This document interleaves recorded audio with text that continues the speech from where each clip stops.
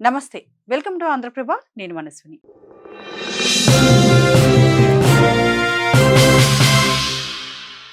పిల్లల ఎదుగుదల అనేది ఒక అందమైన ప్రయాణం. అయితే ఆ ప్రయాణం సాఫీగా సాగాలంటే వారికి అందే పోషణ అనే ఇంధనం ఎంతో కీలకం.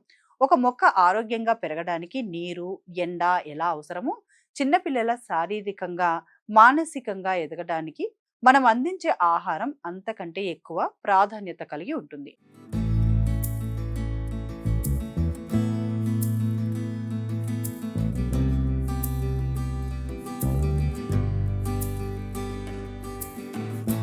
నేటి కాలంలో చాలా మంది తల్లిదండ్రులు పిల్లల ఆహారం విషయంలో జాగ్రత్తలు తీసుకున్నప్పటికీ తెలియకుండానే ఐరన్, కాల్షియం వంటి ముఖ్యమైన పోషకాల లోపం వారిని వేధిస్తుంది. ఈ లోపాలు ఒకేసారి బయటపడవు. ఇవి శరీరంలో నెమ్మదిగా పెరుగుతూ ప్రారంభ దశలో చాలా స్వల్ప లక్షణాలను చూపిస్తాయి.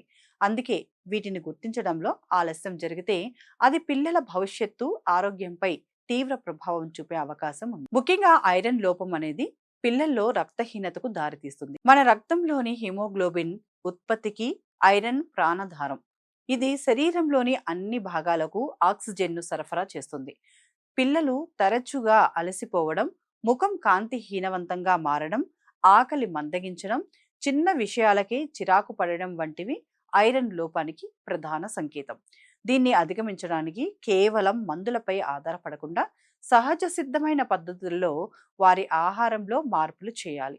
ఆకుపచ్చని ఆకుకూరలు, పప్పు ధాన్యాలు, బెల్లం, ఖర్జూరాలను వారి మెనూలో భాగం చేయాలి. ఇక్కడ ఒక ముఖ్యమైన విషయం ఏంటంటే ఐరన్ శరీరానికి సరిగ్గా అవ్వాలంటే విటమిన్ సి అవసరం. అందుకే నిమ్మకాయ లేదా నారింజ వంటివి ఐరన్ ఉన్న ఆహారంతో కలిపి ఇస్తే మంచి ఫలితం ఉంటుంది.